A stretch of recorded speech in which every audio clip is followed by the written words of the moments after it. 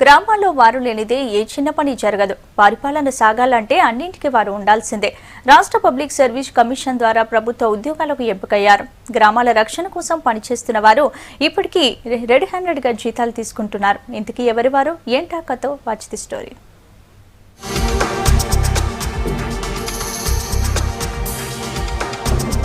VRA village revenue assistants ఉమ్మడి రాష్ట్రంలో APPSC ద్వారా 2012లో 2600 మందిని, 2014లో 1500 మందిని రిక్రూట్ చేసింది ప్రభుత్వం. విభజన తర్వాత ప్రస్తుతం రాష్ట్రంలో 4100 మంది VRAలుగా పనిచేస్తున్నారు. పబ్లిక్ సర్వీస్ కమిషన్ ద్వారా ఎంపికైన ఇప్పటికీ వీళ్లకు బ్యాంక్ అకౌంట్స్ లేవు. జీతాలు క్యూ లైన్లో నిలబడి హ్యాండ్ టు హ్యాండ్ తీసుకుంటున్నారు. అవి కూడా ఎప్పుడు వస్తాయో తెలియని పరిస్థితి. ప్రభుత్వం స్పందించి VRAల సమస్యలు తీర్చాలని కోరుతున్నారు ఉద్యోగ సంఘాల నేతలు.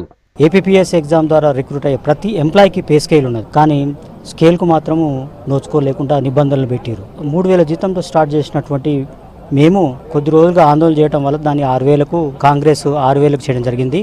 రెవెన్యూ డిపార్ట్మెంట్లో VRSగా మేము పార్ట్ టైం ఎంప్లాయీస్గా మాకు ఆర్డర్ కాపీలో ఉన్నది. కానీ ఉదయం 9 గంటల నుంచి మొదలు పెట్టుకొని రాత్రి 9 గంటల వరకు మా VRS 90% వర్క్ చేస్తున్నారు. ఒక ఉద్యోగులా గుర్తించి మాకు మినిమం పే స్కేలు అమలు చేయాలని ప్రభుత్వాన్ని కోరుకుంటున్నాము. 24 గంటలు డ్యూటీలో ఉండే తమకు శ్రమకు తగిన వేతనం ఇవ్వడం లేదంటున్నారు VRAలు. ప్రభుత్వం చేపట్టే ప్రతి పనిలో తాము భాగస్వాములం అవుతున్నామని అంటున్నారు. అవుట్సోర్సింగ్ ఉద్యోగులకు మినిమం వేతనం 12,000 చేసిన ప్రభుత్వం తమ జీతాలు కూడా పెంచాలని కోరుతున్నారు.